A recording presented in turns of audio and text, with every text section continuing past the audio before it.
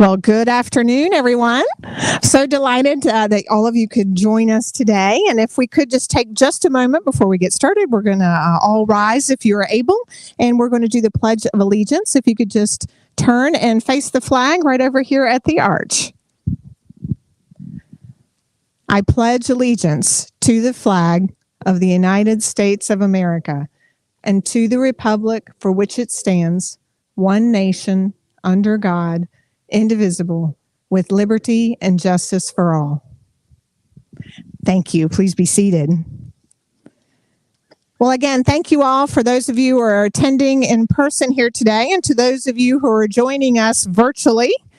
We are very excited to officially dedicate a portion of our Medal of Honor Garden, an initiative that we launched on June the 6th of 2022.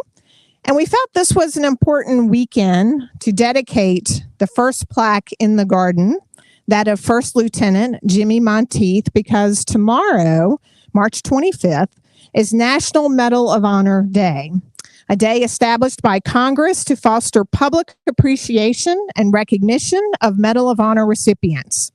The first Medal of Honor Day was celebrated March 25th, 1991. And March 25th was chosen because it was on that date in 1863 that the first Medals of Honor were presented. Now, I will add that with all things related to construction and production, there are always delays. And though we had hoped the actual bronze plaque for Monteith would have arrived by today, alas, there were some setbacks in production beyond our control, and it will be shipped out within the next week or two. Although, as I told Major General Fullhart, it will probably arrive tomorrow. But having said that, we have an exact replica of the plaque today that we will unveil in just a little bit. And we decided to move forward with the dedication because it was very important for us to bring awareness to this plaque, because this year marks the 80th anniversary of D-Day in June. And we really wanted to recognize the addition of Jimmie Monteith's story before that time. And also while our dear friends from Virginia Tech can join us before they finish school in May. As many of you know, Monteith himself was part of the Cadet Corps at Virginia Tech. And we felt there would be no better way to honor him than to have the leadership of the Corps and a new generation of the Corps with us today to honor Monteith's heroic actions on D-Day. Our partnership with Virginia Tech goes back to the early days of the memorial, when in 2004, the Corps began working tirelessly to raise donations and awareness about the memorial and our mission. They have done so each year since. To date, the Corps has raised over $210,000 for the memorial. I feel certain Jimmie Monteith would be exceptionally proud of all they have done to help keep the legacy of D-Day alive so that future generations will know what was achieved on June 6, 1944, and at what cost. As most of you know, the Medal of Honor is the highest decoration bestowed upon members of the United States military. Awarded only sparingly, it recognizes extraordinary heroism involving conspicuous acts of gallantry and intrepidity at the risk of life, above and beyond the call of duty, while engaged in action against an enemy of the United States. President Harry Truman remarked in 1946, "I would rather have a Medal of Honor than be President of the United States." While the appearance of the medal and the criteria for awarding it have evolved through the years, the valor, fidelity, and sacrifice it exemplifies have never been tarnished. To date, just over 3,500 Medals of Honor have been bestowed in American history. For service in World War II, only 472 Medals of Honor have been awarded to date, out of the more than 16 million Americans who served in uniform. On D-Day, June the 6th, 1944, extraordinary bravery and sacrifice were displayed in abundance. Nevertheless, only 4 Medals of Honor were awarded for service on D-Day. Those recipients included Private Carlton Barrett, 18th Infantry, 1st Infantry Division, First Lieutenant Jimmie Monteith Jr., 16th Infantry, 1st Infantry Division. Technician, 5th grade, John J. Pender, 16th Infantry, 1st Infantry Division. And Brigadier General Theodore Roosevelt Jr., 4th Infantry Division. Only Barrett lived to receive his medal personally. Monteith and Pender were killed in combat on D-Day, while Roosevelt died of a heart attack soon afterwards. 12 other soldiers received the highest commendation for service in the liberation of France. This garden was inspired by our dear friend, the late Herschel Woody Williams, who himself was a Medal of Honor recipient from World War II, and who inspired this monument here that you see, the Gold Star Families Memorial Monument. In fact, Herschel Woody Williams was the last living World War II recipient of the medal. Sadly, he passed away in June of 2022, not long after we began this initiative. He too will be recognized in our garden for his heroism at the Battle of Iwo Jima. As I thought about who needed to be with us today, I immediately thought of Major General Fullhart. I have known Major General Fullhart for many years, and I'm constantly in awe of all he has accomplished during his tenure at Virginia Tech. As a retired Major General from the U.S. Air Force with numerous awards and decorations, too many to mention today, and 3,500 hours or more of flight time, Major General Fullhart retired from the U.S. Air Force and found his next mission, serving as Commandant of Cadets at Virginia Tech. He's been with Virginia Tech for 13 years, and under his leadership, they have dedicated new residence halls for the cadets and a state-of-the-art core leadership and military science building. The size of the cadet population has grown from just over 950 to over 1,200 and still growing under his leadership. Major General Fullhart is retiring in July, but he is leaving an important legacy with the Corps, and those of us here at the National D-Day Memorial are so pleased to have worked with him, and we look forward to our continued partnership with the Corps and the outstanding staff there. Their passion for using the past, the histories of those who went before us to instill leadership lessons for the next generation is evident with their programming and the enthusiasm and caliber of their cadets. I am very honored today to welcome Major General Fullhart to provide some remarks for today's dedication. General Fullhart. Bless you, April. Thank you so much. Well, thank you, April, for that very generous introduction. It is always a pleasure to be with you and certainly to be here at the National D-Day Memorial. It's an honor to be here today at a new, unique, and special place to inaugurate this timely memorial to ordinary individuals who served in extraordinary ways. When we recognize Medal of Honor recipients such as Lieutenant Jimmie Monteith, time and distance gets compressed. From the moment that Lieutenant Monteith landed on the Normandy beaches on D-Day to where he fell and died could be measured in a distance of single-digit miles and in just a few hours. We learn of his actions, their impacts, and we tell that story to subsequent generations for them to appreciate the sacrifice and the price paid for what was gained, as well as shining a light on examples of selfless service, first in service to their immediate comrades, and then in the fullness of time, the contribution to something greater than themselves. Now, you could be on Interstate 64 and wouldn't pay much attention to the exit for Low Moor, Virginia. It's just 70 miles from here. Not too long ago, the population of Low Moor was 367. That probably meets the definition of a small town, but America has a habit of growing great big people in such small communities.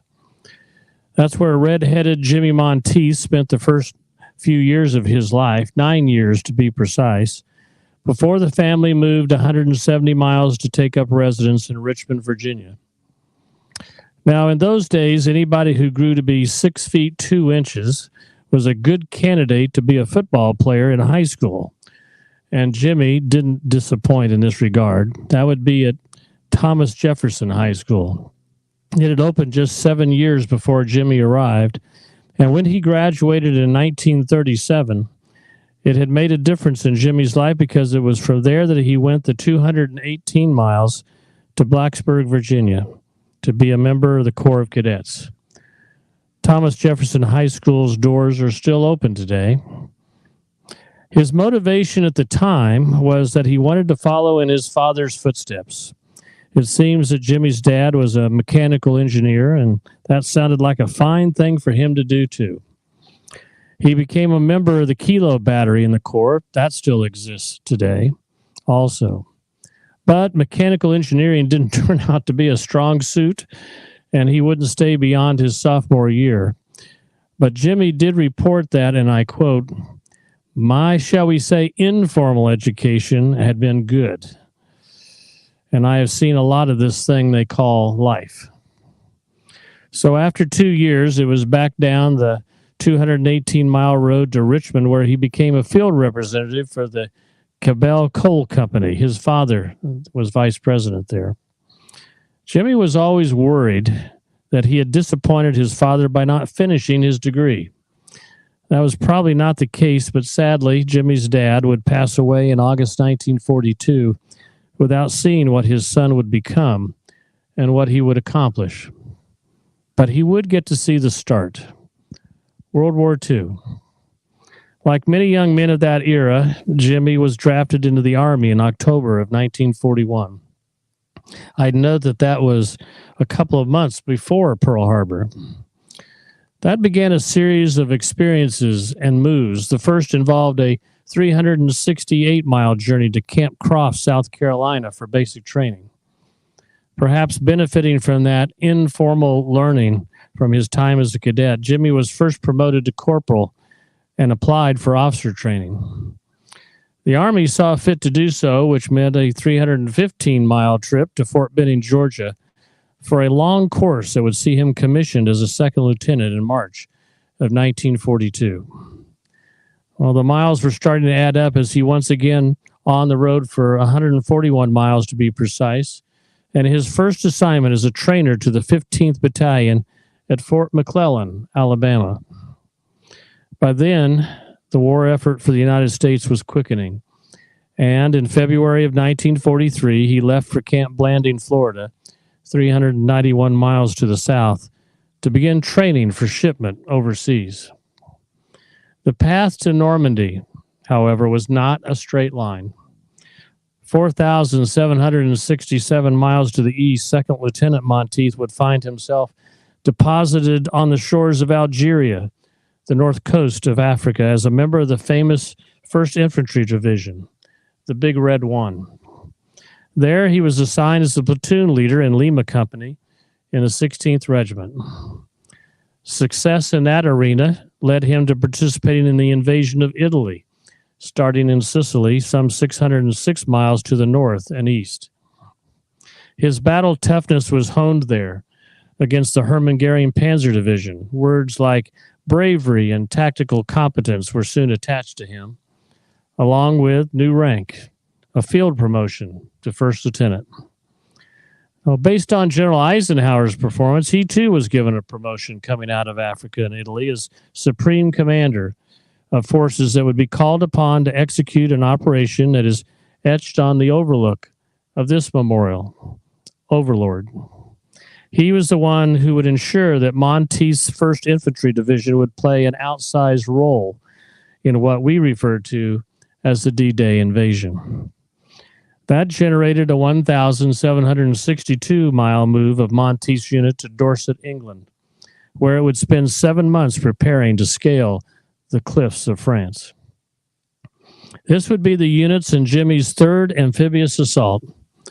Eisenhower would call the 16th Infantry Regiment his Praetorian Guard, saying, "I would not have started the invasion without you," he's reported to have told the 16th soldiers.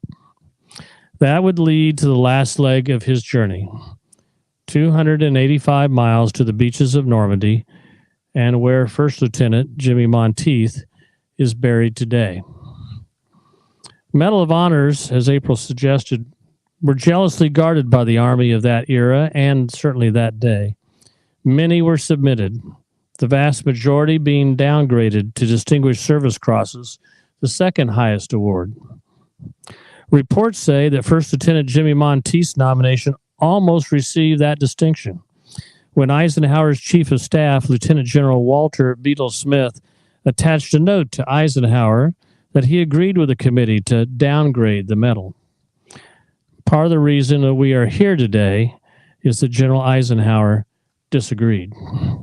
He reportedly responded rapidly that, Beadle, you're mistaken. General Bradley recommends the Medal of Honor for Lieutenant Monteith, and I must say the thing looks like a Medal of Honor for me. That man was good.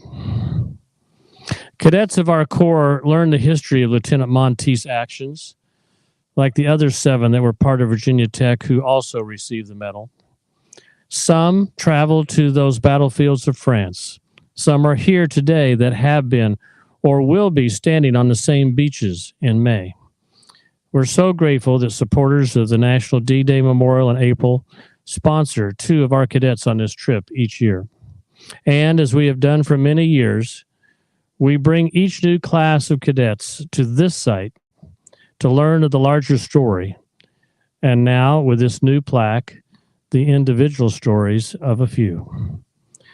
To all those who have made this place and this honor possible, we thank you.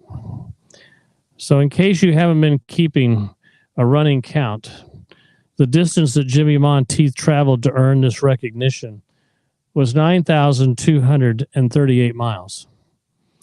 While the medal was seemingly earned in the last mile and the last hour of his life, I would suggest that he was preparing his whole life, including his time as a member of our Corps, to be the right person at the right place at the right time.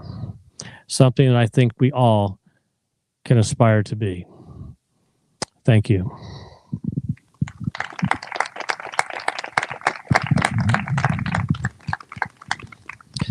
I would now like to introduce a cadet who, like so many others before him, are following in the footsteps of Lieutenant Monteith. Jacob Troop is a senior in the Virginia Tech Corps of Cadets. He hails from Shippensburg, Pennsylvania, and is also a member of our Army ROTC program. In just over 6 weeks, 6 weeks, right? He will graduate from Virginia Tech with a degree in history and commission in the United States Army as a field artillery officer.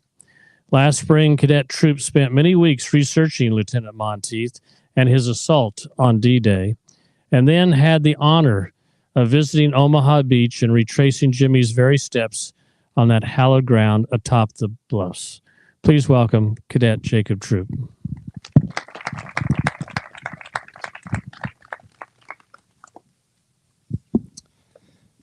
Good afternoon. Thank you, Major General Fullhart, for the introduction.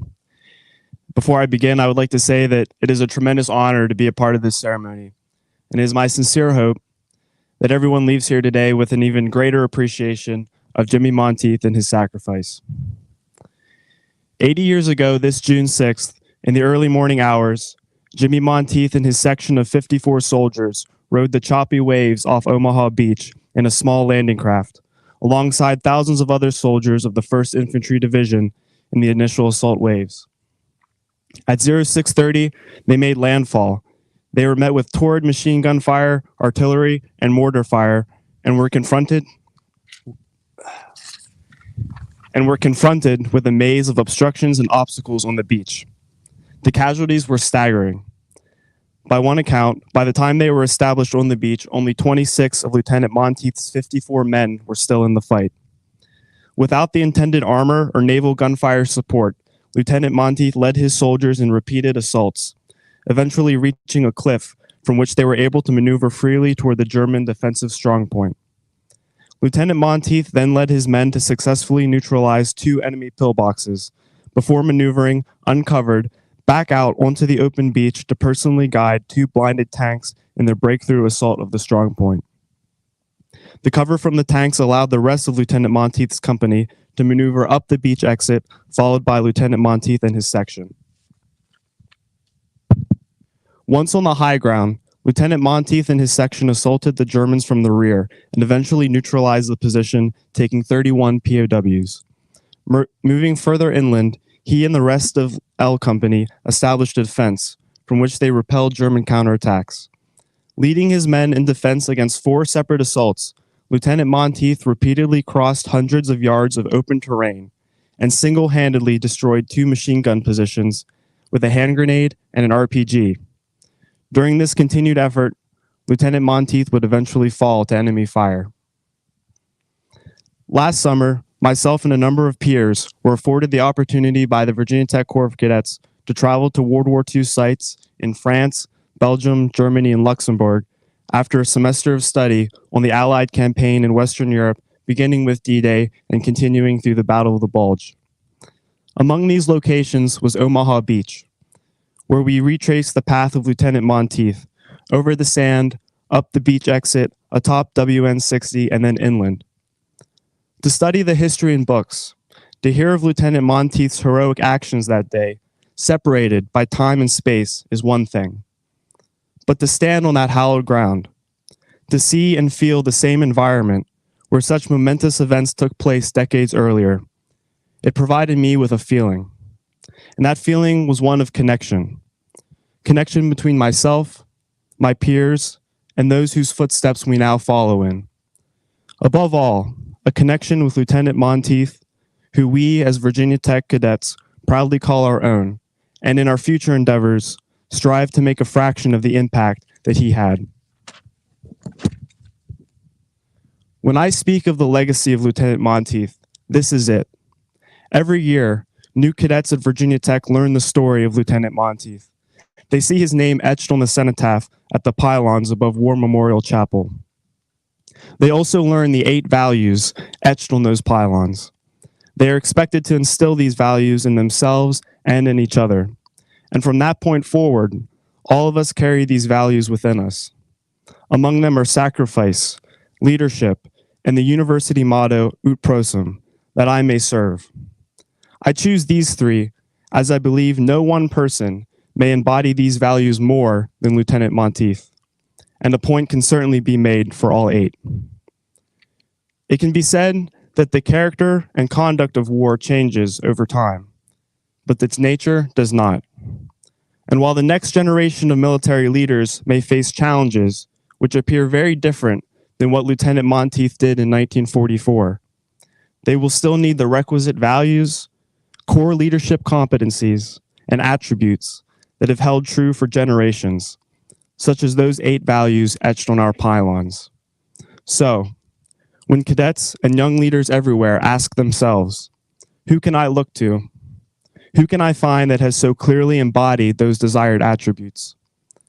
They need not look any further than Lieutenant Jimmie Monteith, who laid down his life for our country and the cause of freedom from tyranny everywhere 80 years ago, and has and will continue to inspire rising generations of leaders.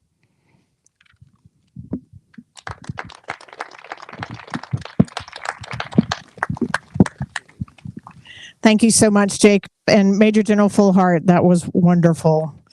Very touching. And we're so proud that we can do this dedication today so that we can all continue to share the story of Jimmie Monteith. And I do want to, initiatives like this do not happen without the help of a lot of people, as you can see. And there's some individuals I'd really would like to take a moment to thank for all that they have done to make this possible today.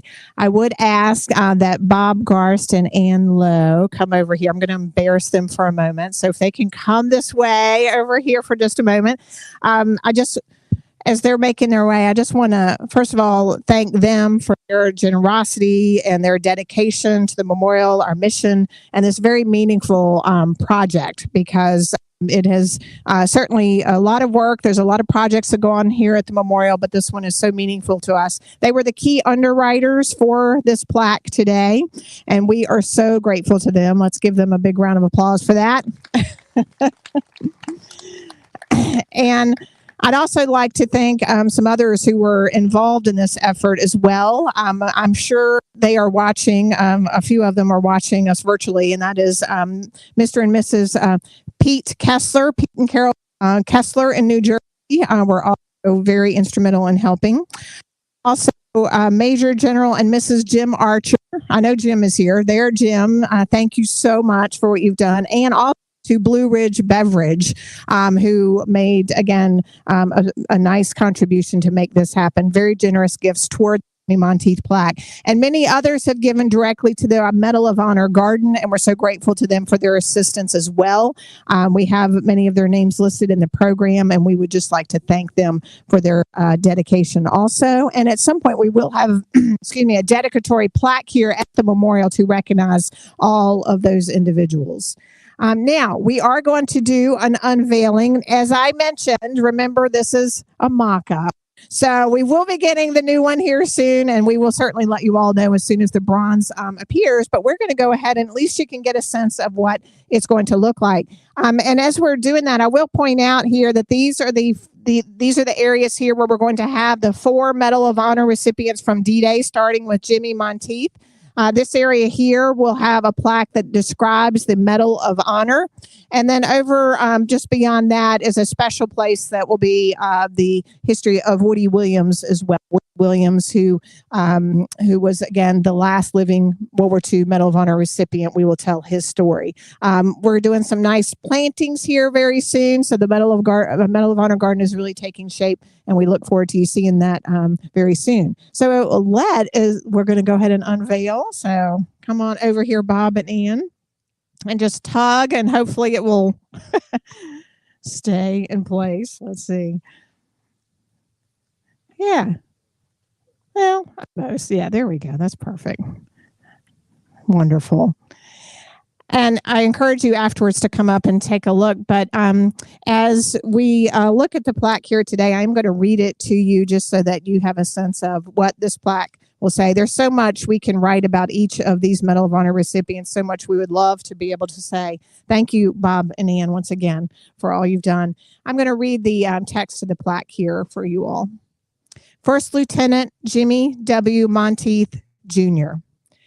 Jimmie W. Monteith Jr. was born in 1917 in the small town of Lowmore in the Allegheny Mountains of Virginia. Monteith and his family moved to Richmond, Virginia when he was 9 years old. After high school, the 6'2" redheaded athlete attended Virginia Polytechnic Institute, Virginia Tech, in 1937 and became a member of the Virginia Tech Corps of Cadets. In 1941, he enlisted in the U.S. Army and was commissioned an officer in 1942. Monteith was assigned to the 16th Infantry Regiment, 1st Infantry Division, where he served in North Africa and Sicily before being stationed in England to prepare for the coming invasion of France. On D-Day, Monteith's L Company platoon was part of the first wave to assault the eastern portion of Omaha Beach, landing on sections codenamed Easy Red and Fox Green. Amid unrelenting machine gun fire, he crossed the beach time and time again to lead his men, pinned down by murderous assault, to an embankment. His Medal of Honor citation states, in part, without regard to his own personal safety, he continually moved up and down the beach, reorganizing men for further assault. He then led the assault over a narrow protective ledge to the comparative safety of a cliff. Retracing his steps across the field to the beach, he moved over to where 2 tanks were under violent enemy fire. Completely exposed, First Lieutenant Monteith led the tanks on foot through a minefield and into firing positions. Under his direction, several enemy positions were destroyed. Company L, thanks to the leadership of Monteith, reduced the concentration of fire along the eastern side of Omaha Beach, saving many American lives. He then led the effort to blow a hole in rows of barbed wire and cross a minefield to neutralize several machine gun positions. According to one of his sergeants, Monteith fired a rifle grenade at one of the machine guns and stood in full view at 40 yards when the first fell short. The full fire of the gun was turned upon him, but he held his position and fired the second grenade to knock out the position. Monteith successfully crossed a field to disable another machine gun. Afterwards, he continued to move toward enemy fire, but was killed in the process. Jimmie Monteith was intent on protecting his men at all costs on 6 June 1944. Through his selfless sacrifice and service, he gave his life to do so. He was 26 years old. After the battle, both Dwight D. Eisenhower and Omar Bradley recommended Monteith for the Medal of Honor. Monteith is buried in the Normandy American Cemetery in Cauville-sur-Mer, France. This plaque is given by Virginia Tech alumni, Virginia Tech Corps of Cadets, and D-Day supporters in honor of Jimmie W. Monteith and his selfless service and sacrifice on 6 June 1944. I think Monteith's story will inspire many, and it means a great deal to us to recognize him in this way. In 2015, at the presentation of the Medal of Honor posthumously awarded to 2 World War I heroes, President Barack Obama noted, "We are a nation, a people who remember our heroes. We never forget their sacrifice." Those of us here at the National D-Day Memorial strive each and every day to make sure those heroes are not forgotten. Thank you all for your role in making sure they are remembered. And thank you for being here today as we pay tribute to one of those heroes. John Long, our Director of Education, will now lead us in the dedicatory prayer and the benediction.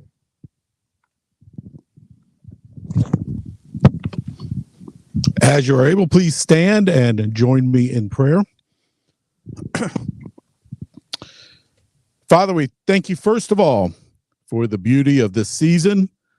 For springtime is the annual reminder of rebirth and new life. From the frozen ground and the barren trees and the brown grass comes the beauty of flowers, the sweetness of fruit, a world that is fresh and green. Similarly, from the horrors of World War II, marked by unparalleled death and inhumanity, we saw hope reborn.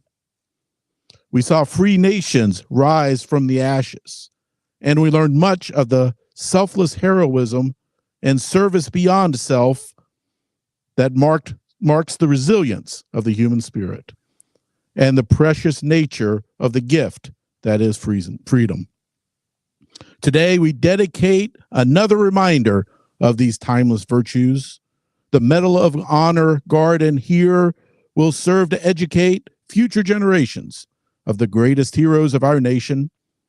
And in particular, today, we honor with thanksgiving the life and sacrifice of Virginia's own Jimmie Monteith, who reminds us that greater love has no man than this, but that he lays down his life for his friends. Lieutenant Monteith was one of many of his generation who saw an evil in the world and determined to do what he could to keep it from triumphing. When his nation, when his brothers in arms depended upon his leadership, he not only did his duty, he went above and beyond it, even at the cost of his own life. And so, as we dedicate this new memorial to him, to be followed by others, we pray that our nation will never lack men like this, heroes proved in liberating strife, who more than self their country loved, and mercy more than life.